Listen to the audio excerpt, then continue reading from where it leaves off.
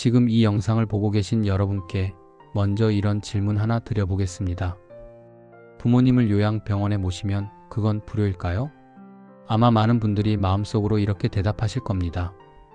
그래도 자식이 집에서 모시는 게 맞지 않나? 남들 눈도 있고 부모님이 서운해하실 텐데. 오늘은 바로 그 막연한 죄책감 때문에 결국 자기 인생까지 무너질 뻔했다가 뒤늦게 깨달은 한 남자의 이야기, 그리고 정반대로 서로를 위해 잘 떨어져 살기를 선택한 70대 부부의 이야기를 들려드리려고 합니다. 이 이야기를 듣고 난 뒤에 여러분의 마음속에 있는 함께 사는 게 효도냐, 잘 떨어져 사는 게 효도냐, 이 질문에 대해 각자 나름의 답을 한번 찾아보시면 좋겠습니다. 지금부터 한 남자와 한 부부의 인생이 교차하는 긴 이야기를 들려드리겠습니다. 경기도의 한 오래된 아파트. 올해 62이 된 김성호 씨는 어느새 10년째 같은 악몽을 꾸고 있습니다. 새벽 3시 거실에서 누군가 쿵쿵거리는 소리가 들립니다. 깜짝 놀라 뛰어나가 보면 팔순을 넘긴 어머니가 화장실을 못 찾고 거실 한복판에 서 있습니다. 기저귀는 이미 흠뻑 젖어 있고 바닥에는 물인지 소변인지 모를 얼룩이 번져 있습니다.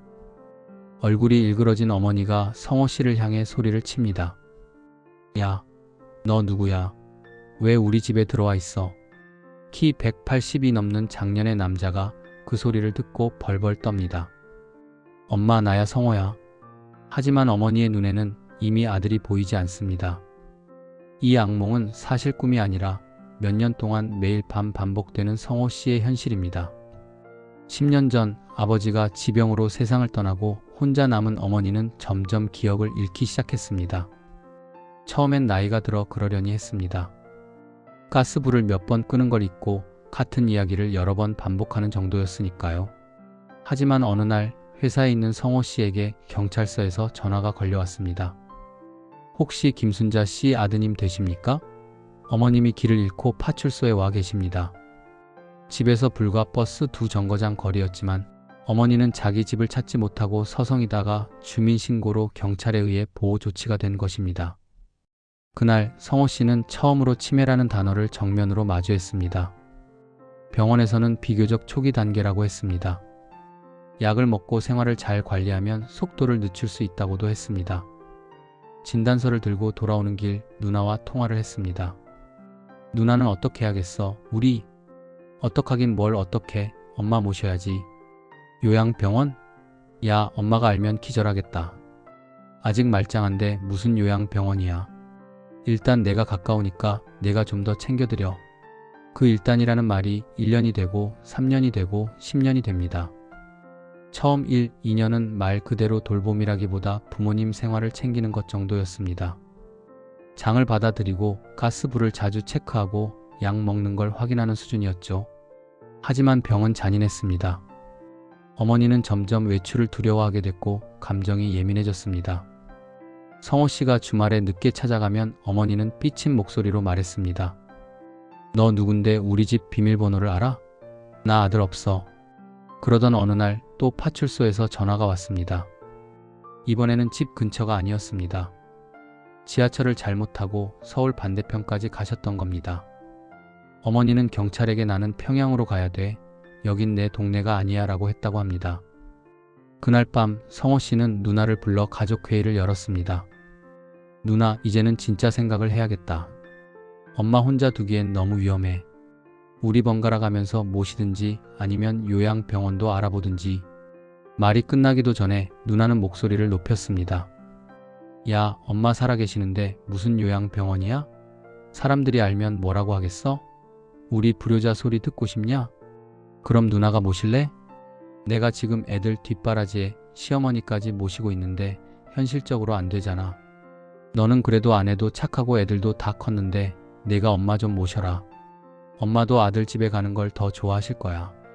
그렇게 해서 어느 날부터 어머니는 성호 씨 집으로 들어오셨습니다. 처음 한두 달은 괜찮았습니다. 아내도 최선을 다했습니다. 식사도 따로 챙겨드리고 산책도 나가고 목욕도 도와드렸습니다. 하지만 치매는 사람의 인내심을 갉아먹는 병입니다. 어머니는 새벽마다 집안을 돌아다녔습니다. 냉장고를 열고 반찬을 꺼내 바닥에 쏟고 베란다 문을 열고 나가려 하셨습니다.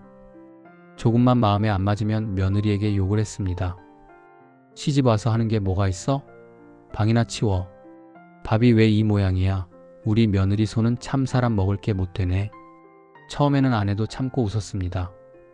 치매라 그러시겠지. 하지만 그 말이 100번, 200번 반복되자 아내 얼굴에서 웃음이 사라졌습니다. 아이들도 불편해했습니다. 아빠, 할머니랑 같이 사니까 집이 너무 시끄러워. 친구도 못 데려오겠어. 어머니는 어느 순간부터 손주 이름도 헷갈려 했습니다.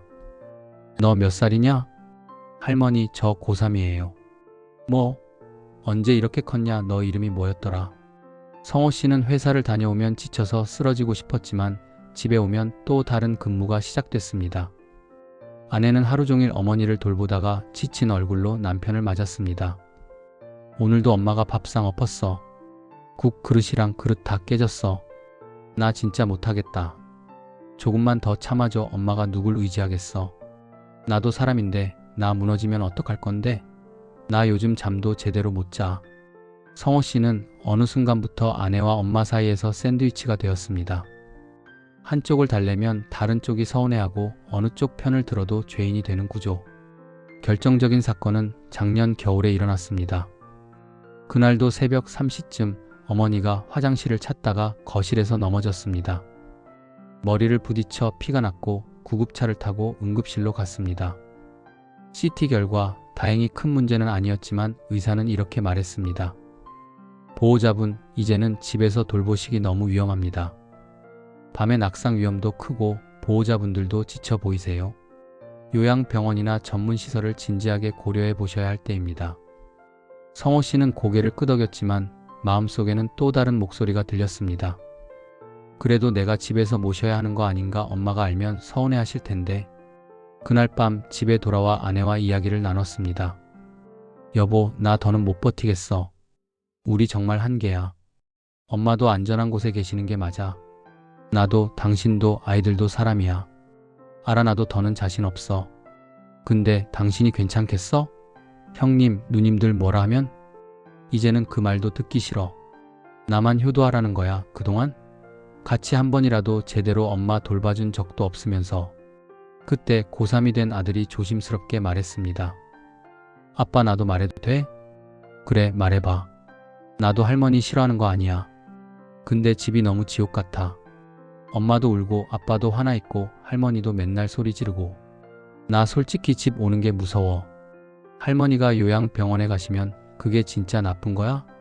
거기 간다고 할머니를 버리는 거야? 아니면 그냥 우리가 다 같이 조금 덜 힘들게 사는 방법인 거야? 성호 씨는 그 말을 듣고 한참 동안 아무 말도 할 수 없었습니다.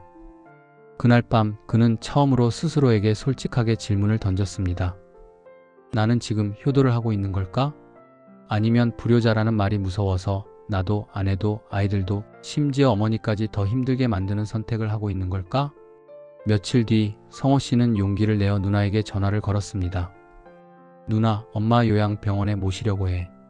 여기저기 알아봤는데 나쁜 데 아니고 재활 프로그램도 잘 돼 있고 가족 면에도 자유로운 곳이야. 누나의 반응은 예상대로였습니다. 야, 너 진짜 그럴 거야? 엄마 살아계시는데 요양병원이라니. 사람들 알면 뭐라고 하겠어? 누나, 그 사람들 누군데? 엄마 밤에 넘어지셔서 머리 깨진 거, 집안에서 소변 보고 넘어지는 거, 우리 부부가 번갈아 가며 밤새 지키는 거. 그 사람들 중에 본 사람 있어?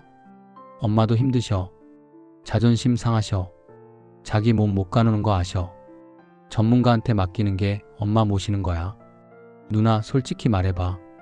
엄마 모실 자신 있어? 잠시 침묵이 흐른 뒤 누나가 조용히 말했습니다.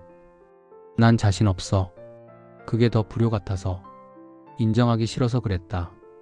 미안하다. 너한테 다 떠넘겼지. 그 통화 이후 성호 씨는 요양병원과 실버타운 여러 곳을 발품 팔아 돌아다녔습니다. 어디는 침대만 줄지어 있고 어디는 재활치료실이 잘 되어 있고 어디는 프로그램이 다양했습니다. 그는 어머니가 좋아하던 것들을 떠올렸습니다. 젊었을 땐 노래를 좋아하셨고 남의 얘기 듣는 걸 즐기셨습니다. 그래서 결국 작은 공연도 열리고 치매 환자를 위한 미술음악 치료가 잘 되어 있는 한 요양병원을 선택했습니다. 입원 당일 어머니는 입을 삐죽 내밀었습니다. 나 여기 왜 와? 나 집에 갈 거야. 성호 씨는 떨리는 목소리로 대답했습니다. 엄마, 여기가 더 안전해. 여기 계셔야 내가 회사도 다니고 아이들 뒷바라지도 할 수 있어. 근데 나 매주 올 거야. 엄마 혼자 안 두고 계속 올 거야. 나를 위해서, 우리 가족을 위해서 엄마도 여기 좀 도와줘. 처음 한두 달은 면회 갈 때마다 마음이 무너졌습니다.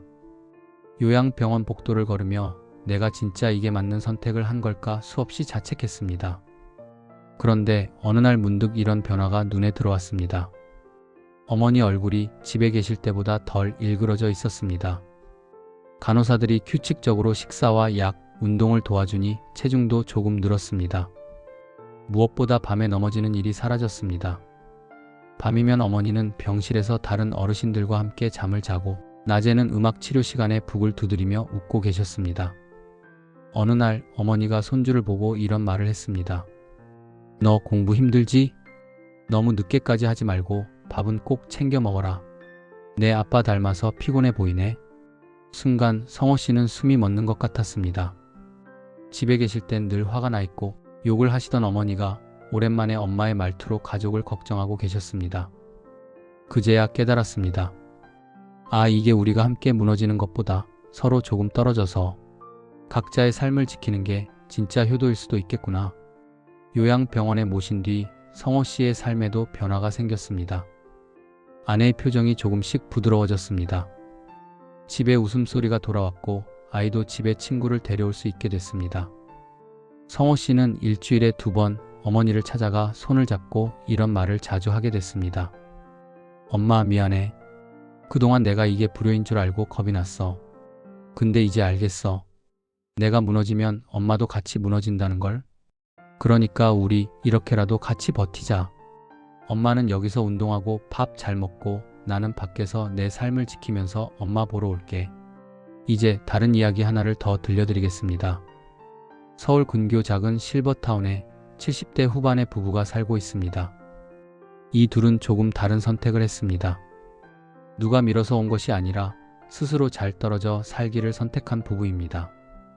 남편 이춘식 씨, 올해 79, 아내 박말순 씨, 77. 이 부부에게는 딸 2, 아들 1가 있습니다. 큰딸은 미국, 작은딸은 부산, 아들은 서울 외곽에 살고 있습니다. 몇 년 전까지만 해도 이 부부는 우리는 끝까지 집에서 살다가 가면 된다고 믿었습니다. 동네 친구들도 있었고 단골 시장도 있었고 30년 넘게 살아온 집이었으니까요. 그러던 어느 날 아내가 계단에서 넘어졌습니다. 골다공증 탓에 고관절에 금이 갔고 몇 달 동안 제대로 걷지를 못했습니다. 남편은 초조해졌습니다. 우리도 이제 쉽게 넘어져서 다칠 나이가 되었구나. 지금도 이렇게 불편한데 나까지 쓰러지면 어떡하지? 아이들은 다들 말했습니다. 아버지, 우리 집으로 오세요. 번갈아 모실게요. 하지만 이춘식 씨는 고개를 저었습니다. 우리가 너희 집에 가면 처음에는 다 좋겠지. 근데 조금만 지나면 너희 부부싸움 나고 손주들도 불편해할 거다.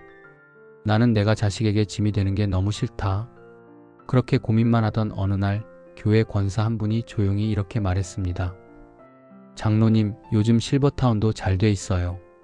자식 집에 얹혀 살다가 눈치 보며 늙는 것보다 돈이 허락하는 선에서 편안히 사는 것도 효도예요. 자식이 매일 같이 살지 못하는 시대 아닙니까? 처음엔 발끈했습니다. 우리가 무슨 양로원에 가서 사느냐. 하지만 몇 달 뒤 부부는 슬그머니 홍보 설명회를 들으러 갔다가 생각이 바뀌기 시작했습니다. 실버타운에는 의료진이 상주해 있고 응급 호출 버튼이 침대 옆에 달려 있습니다. 식당에서는 영양사가 짜준 식단으로 매 끼니를 챙겨줍니다. 운동 프로그램, 취미 모임, 강당에서 열리는 작은 공연까지. 집으로 돌아오는 길 아내가 조심스럽게 말했습니다. 여보, 나는 솔직히 좀 끌리더라. 우리 나이 돼서 애 보는 거보다 거기서 친구들 만나고 살면 덜 외롭지 않을까? 남편이 중얼거렸습니다. 근데 애들이 뭐라 할까? 부모를 요양원에 보냈다 소리 들을까봐. 며칠 뒤 부부는 아이들을 불러 모았습니다. 얘들아, 우리가 생각을 좀 해봤는데 실버타운에 들어가 보려고 한다. 아이들은 놀랐습니다. 아니, 우리가 모셔야죠. 남들이 뭐라고 하겠어요? 그때 아버지가 단호하게 말했습니다. 그 남들이 누군데? 너희 집에 와서 엄마 허리 아픈 거 봐주냐? 내가 밤에 화장실 몇 번 왔다 갔다 하는지 아냐? 너희도 생활이 있고 애들이 있고 직장이 있다. 우리도 자존심이 있어. 우리가 스스로 선택해서 가는 거지 너희가 우리를 버리는 게 아니다. 잠시 침묵이 흐른 뒤 막내 아들이 입을 열었습니다. 아버지, 솔직히 말씀드릴게요. 저도 부모님이 저희 집에 같이 사시게 되는 게 부담스러웠어요. 너무 좋은데 또 너무 벅찰 것 같았어요. 근데 제가 그런 말하면 나쁜 자식 되는 것 같아서 차마 입 밖으로 못 꺼냈어요. 부모님께서 이렇게 말씀해 주셔서 오히려 고맙습니다. 큰딸은 울음을 터뜨렸습니다. 엄마, 내가 미국에 있어서 늘 죄책감이었어. 요양병원, 실버타운 얘기만 나오면 내가 효도 못해서라는 생각이 먼저 들었거든. 근데 엄마가 스스로 선택해 준다고 하니까 마음이 조금 가벼워져. 대신 약속 하나만 해줘. 어디 계시든 우리한테 힘들다라는 말은 숨기지 말고 꼭 해줘. 몇 달 후 이 부부는 30년 정든 집을 정리하고 실버타운으로 이사했습니다. 처음 한두 달은 많이 울었습니다. 그래도 여기까지 오는 게 맞았나? 하지만 시간은 새로운 일상을 선물해 주었습니다. 아침이면 커튼을 열고 복도로 나가 운동실로 향합니다. 비슷한 나이대의 어르신들과 함께 스트레칭을 하고 고스톱이 아니라 체조와 노래를 배웁니다. 점심에는 치과 검진과 혈압 체크가 정기적으로 이루어지고 오후에는 강당에서 영화도 상영됩니다. 무엇보다 긴급 상황에 대한 공포가 줄어들었습니다. 여보, 나 어젯밤에 가슴이 좀 두근거렸는데 바로 간호사가 올라와서 체크해 주더라. 나도 화장실 갔다가 어지러워서 벨 눌렀더니 바로 와서 부축해 주더라니까. 자녀들과의 관계도 달라졌습니다. 이제 아이들은 간병인이 아니라 말 그대로 자식으로서 부모를 만날 수 있게 되었습니다. 주말이면 손주들이 찾아와 실버타운 카페에서 떡볶이와 아이스크림을 먹으며 웃습니다. 할아버지, 여기 좋다. 나도 늙으면 여기 오고 싶다. 이춘식 씨는 어느 날 막내 아들과 산책을 하다가 이렇게 말했습니다. 야, 난 좀 억울하더라. 우리 때는 끝까지 집에서 모시는 게 효도다 이 말만 죽어라 들으면서 살았어. 그래서 내 노후를 위해 뭐 준비할 생각도 못했지. 근데 막상 우리 차례가 되니까 세상이 바뀌었더라. 자식들도 바쁘고 효도 방식도 달라졌지. 그래서 우리도 생각을 바꾼 거다. 너희한테 짐 안 되는 것도 효도고 우리가 덜 미안하고 덜 원망하게 되는 것도 효도더라. 아들은 눈시울이 붉어졌습니다. 아버지, 솔직히 말하면 제가 부모님 모시고 사는 게 옳다는 건 아는데 자신이 없었어요. 아버지처럼 솔직하게 우리도 무섭다, 우리도 불안하다는 말을 못하고 산 게 제 세대의 핑계 같기도 하고요. 근데 이렇게 서로 솔직해질 수 있어서 저는 그게 감사해요. 오늘 들려드린 두 이야기는 서로 다른 선택을 보여줍니다. 한쪽은 막연한 죄책감 때문에 끝까지 집에 모시는 것만이 효도라고 믿었다가 결국 모두가 무너져 내릴 뻔했다가 뒤늦게 전문가에게 맡기고 자식은 자식 역할을 지키는 효도를 선택한 가족. 다른 한쪽은 자식에게 부담을 떠넘기지도 그렇다고 우린 버림받았다고 상처받지도 않고 스스로 잘 떨어져 사는 방식의 효도를 선택한 부부의 이야기입니다. 중요한 건 어느 쪽도 정답 또는 오답이 아니라는 겁니다. 다만 분명한 건 하나 있습니다. 요양병원에 모신다. 실버타운에 간다. 이 선택 자체가 불효가 아니라는 것. 불효는 어쩌면 부모의 몸과 마음이 무너져 내리는 것을 알면서도 자식과 배우자의 삶이 산산조각 나는 것을 보면서도 남들 눈이 무서워서 불효자 소리 듣기 싫어서라는 이유로 아무것도 결정하지 못하고 결국 모두를 지치게 만들어버리는 것일지도 모릅니다. 어떤 분에게는 끝까지 집에서 함께 사는 것이 최선일 수도 있습니다. 경제적, 정서적 여건이 되는 집도 분명 있습니다. 하지만 또 어떤 분에게는 전문적인 의료와 돌봄이 제공되는 요양병원, 그리고 일정 부분 자기 삶을 지키며 친구들과 어울릴 수 있는 실버타운이 부모와 자식 모두를 살리는 선택일 수도 있습니다. 효도는 언제까지 옆에 붙어 있었느냐가 아니라 그 시간 동안 서로를 얼마나 인간답게 대했느냐, 노인과 자식 모두의 존엄을 얼마나 지켜냈느냐, 이 기준으로 다시 생각해 볼 필요가 있습니다. 혹시 지금 카메라 저편에서 이 영상을 보시면서 나도 이제 부모님을 어디 모셔야 하나, 나는 요양병원 얘기 꺼내는 것 자체가 너무 무섭다.